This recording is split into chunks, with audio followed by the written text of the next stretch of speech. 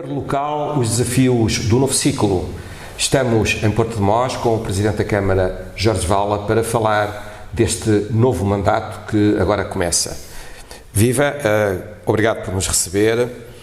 Desde que chegou a Presidente da Câmara, este é o momento mais feliz, mais confortável, uma vez que reforçou os votos, tem uma maioria e teve uma vitória que foi particularmente saborosa para si, para a sua equipa. Como é que comenta os resultados das eleições?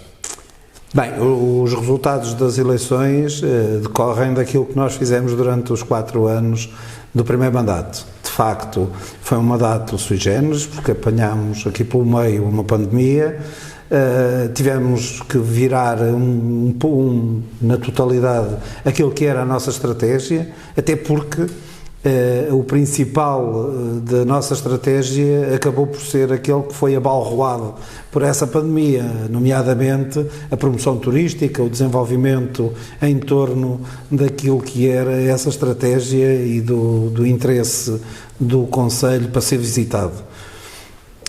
As pessoas reconheceram que estar próximo delas era importante, foi o que nós fizemos. A pandemia acabou por ajudar a aproximar os autarcas dos eleitores? Afastou, num primeiro momento. Agora, ajudou sobretudo a fazer passar a importância que os autarcas têm na vida das pessoas. Nós fomos aqueles que reagimos, que gerimos a pandemia em conjunto, e aqui é importante dar uma nota pela importância que tem, ou que teve, e que continuará certamente a ter a região. Nós fizemos coesão também, afirmámos uma estratégia conjunta para todo o território e, portanto, as pessoas reconheceram isso de uma forma geral, porque nós demos, de alguma forma, resposta aos medos, aos anseios que as pessoas tinham. E daí o resultado. E, portanto, o resultado foi muito o resultado destes 4 anos de trabalho numa viragem de estratégia do Conselho, que era inevitável. Nós tínhamos que abandonar a obra que foi feita e que foi importante ser feita. Portanto, nós temos um passado e não podemos riscar esse passado daquilo que é o todo do Conselho de Porto de Mós, mas era fundamental nós darmos o passo seguinte, de afirmarmos a nossa posição na região, no todo da região. Eu gostava de agarrar essa ideia. Desde que chegou, falou sempre da necessidade de colocar Porto de Mós no mapa. Eu perguntava quando é que Porto de Mós chega lá e qual é o caminho mais curto, mais rápido para essa notoriedade que anseia. Porto de Mós está no caminho e, portanto, direi que está no caminho certo. É fundamental para nós que tenhamos a consciência, continuemos a ter a consciência que colocar Porto de Mós no mapa passa pela promoção, temos-lo feito, mas passa também pelo produto. E o produto não é uma coisa que se cria de um dia para o outro. Nós temos circuitos, temos projetos turísticos, nomeadamente no âmbito da nossa localização, da nossa situação. Nós estamos com uma parte importante do território inserido em Parque Natural. Estamos a desenvolver um projeto de percursos pedestres com cerca de 700 km que vão pedestres, equestres e cicláveis, com cerca de 700 km. E, a bem dizer, este projeto, não estando concluído, não o conseguimos afirmar por aí. A promoção do território faz-se a partir da coesão territorial, da coesão social, e hoje temos que reconhecer que a nossa marca maior, a nossa imagem de marca, por assim dizer, que é o Castelo, passou a ter, mesmo em tempo de pandemia, mais do dobro dos visitantes que tinha em situação normal antes, e, portanto, a partir do Castelo, que será a nossa porta maior de entrada. É a partir do Castelo que Porto de Mós quer alargar os horizontes. Desenvolvemos todo o restante edificado que já temos. todos os espaços de visitação que temos, e temos em Miradeiro, com as grutas, com o Museu Miate, mas temos também no Centro de Interpretação da Batalha de Aljubarrota e temos todo o território do Parque Natural. Estamos a criar e estamos a desenvolver o território para isso. Nos últimos anos, a sua voz foi uma das mais críticas em relação à exploração de gás natural nesta região.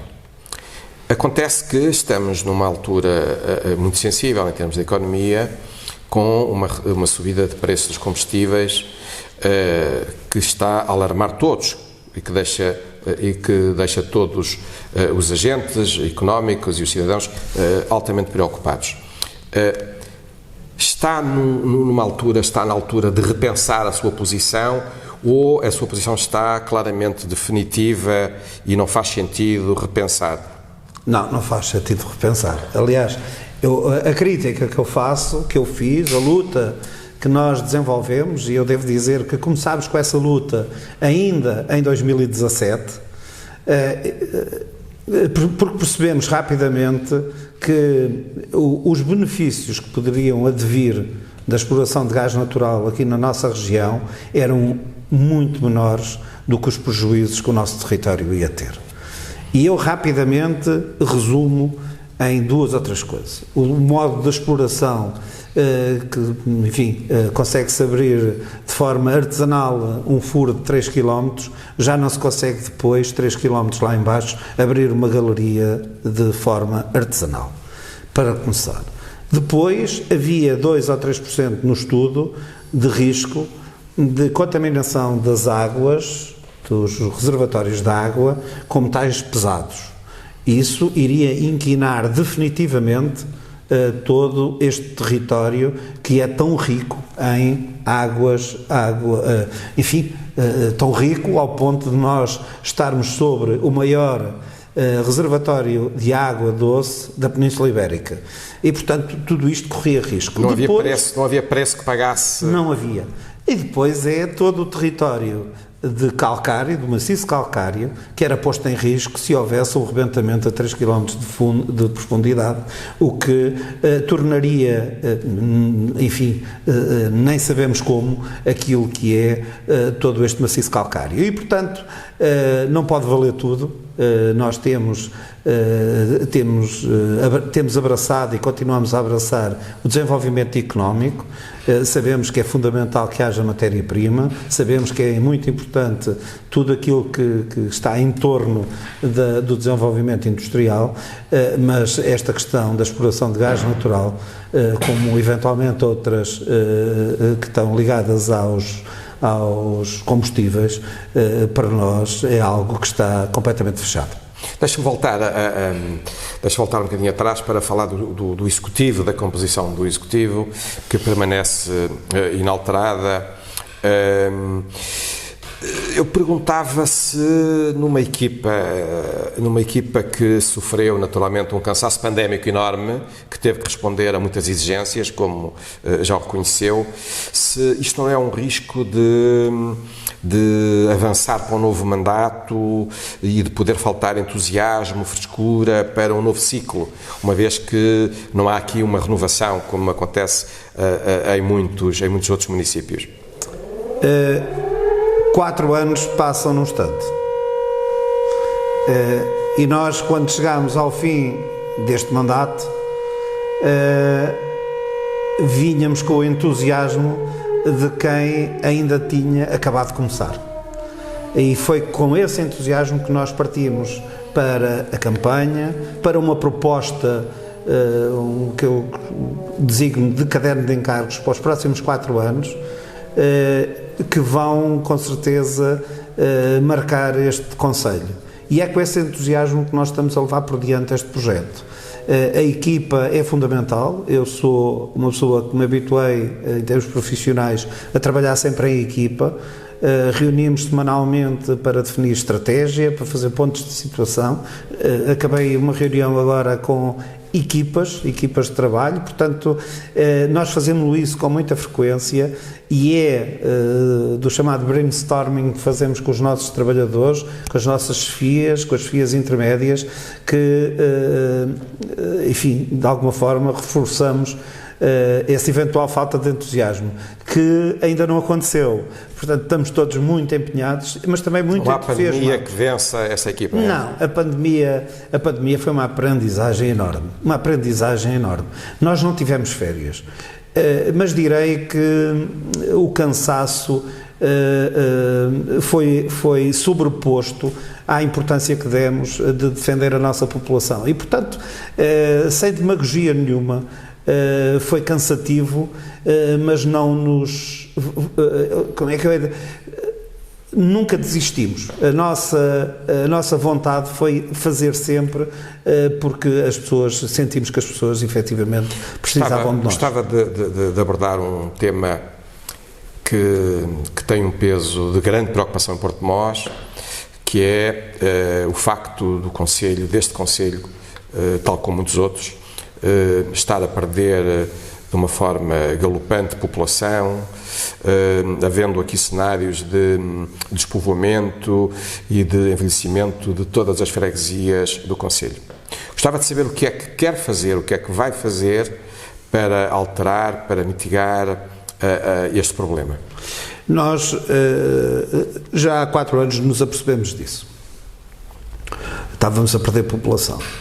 E definimos uma estratégia de inverter a perda de população. Como?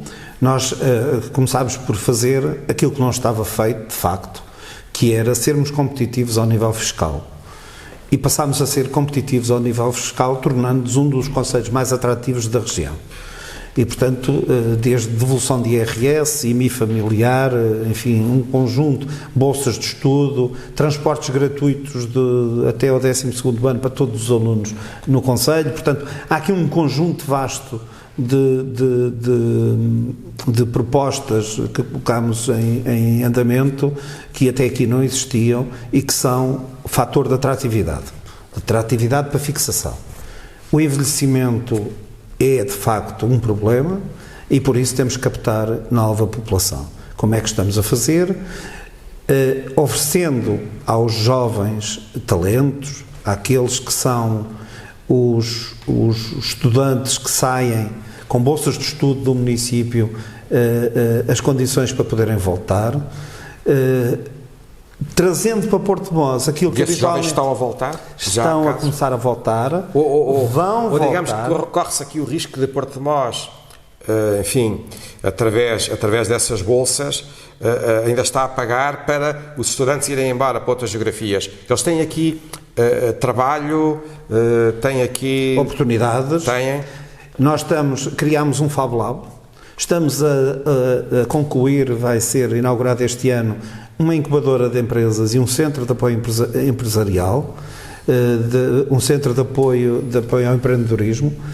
Estamos a criar as condições para as pessoas incubarem aqui, aqueles que são os jovens empreendedores. Estamos a criar condições para apoiar as empresas e a estimular as empresas a poderem contratar esses jovens talentos. Tenham eles a vontade de vir, porque infelizmente para as empresas há muita falta de mão de obra, quer mão de obra não especializada, quer mão de obra especializada. Aliás, parece-me que isto tem sido transversal à nossa região. Estamos a criar, enfim, temos um projeto muito interessante para a Vila de Miradeiro e outro para a Vila do Juncal, precisamente para atrair nova população e população jovem, que passa pela aquisição de uma antiga fábrica de textas em Miradeiro e transformá-la num espaço cowork. A partir desse espaço cowork nós estamos a adquirir habitação degradada no âmbito da ARU para requalificar e colocar no mercado de arrendamento de baixo custo, casar uma coisa com a outra e atrair esses jovens talentos, atrair imigrantes, nómadas digitais, imigrantes também imigrantes que queiram vir viver para Miradeiro. Há uma estratégia para captar imigrantes para responder à necessidade de mão de obra? A captação de imigrantes tem sido generalizada ao nível da região. O nosso foco aqui é trazer população que se queira fixar em definitivo, que queira de alguma forma ser empreendedora no nosso território, que queira vir trabalhar para o nosso território. Nós já estamos a ter essa reação, já estamos a ter esta nova população, e o sinal é dado por dados da Pordata. Nós, em 2019, começámos a inverter o ciclo de perda de população. Tivemos 17 pessoas a mais do que no ano de 2018, e no ano de 2020 já tivemos 50 pessoas a mais. Isto é sinal de que o ciclo se está a inverter e que passamos a crescer. Passamos a crescer porque o tecido empresarial continua dinâmico, continua a empregar, nós continuamos a ter oportunidade nas empresas, mas o município também está a proporcionar para vir. O nosso tempo esgota-se muito rapidamente. Gostava de abordar ainda dois aspectos. Os vasos comunicantes entre municípios da região, se forem dilatados, podem trazer mais-valias em muitas frentes, fazendo do conjunto muito mais do que a soma das partes. A ideia de uma metrópole com mais projetos comuns, os transportes coletivos, por exemplo, cada município tem a sua rede, faz sentido? É um desafio para os próximos tempos?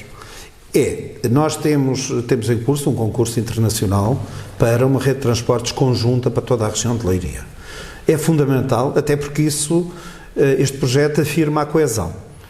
Como devem calcular, é muito mais apetecível para uma empresa que concorre para transportes públicos em Leiria do que em Castanheira de Pera ou até do que em Portimão.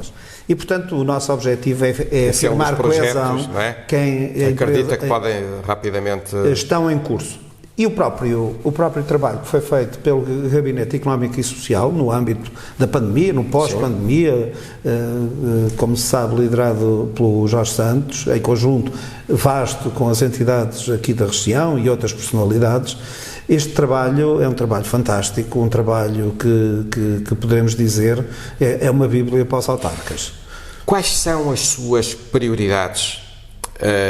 O que quer mesmo concretizar na primeira metade do mandato? Na primeira metade do mandato é afirmar a transição digital e, portanto, nós temos que desmaterializar rapidamente, até porque há apoios no PRR para esse fim, concluir um conjunto de obras onde se inclui este projeto ligado ao desenvolvimento turístico do concelho, enfim, corporizar este projeto que é um projeto importante. E vai finalizar algumas das obras emblemáticas que estão... Sem dúvida, a central fica concluída este ano. Nós queremos dar passos no sentido de criar o geoparque do Parque Natural, no âmbito do Deixe-me agarrar o Parque Natural para especificamente lhe questionar. O que é que falta fazer para que a candidatura dos muros de pedra a património da humanidade avance? Esta candidatura é liderada pelas Terras de Sicó, em conjunto connosco, portanto já estava em curso. Nós vamos ter uma reunião dentro de poucos dias, porque mudaram os rostos também de liderança nas Terras de Sicó e, portanto, o projeto está em curso. Nós já tínhamos trabalho feito. Quando é que acredita que possa... Em 2023, 2024 é possível que esta candidatura possa ser apresentada. Portanto, no final do seu mandato, por aí, acredita que... Ou antes, talvez antes. Estamos a trabalhar para que seja antes. Em termos ambientais, o que é que mais o preocupa? As questões do ambiente são muito sensíveis na nossa região. O que é que mais o preocupa e vai motivar nos próximos tempos? Nós temos aqui preocupações com a questão dos lixos.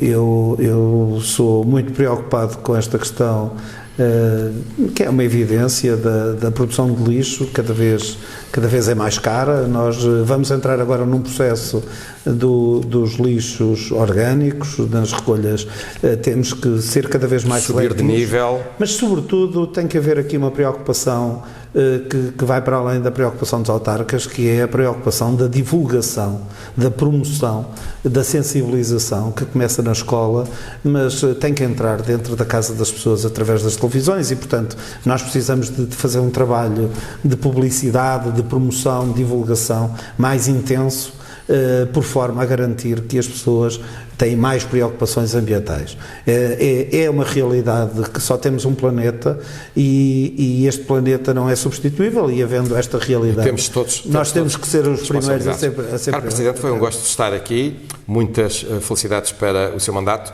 obrigado por nos ter recebido. É um gosto, muito obrigado ao Regente de Leiria. Bem-aja.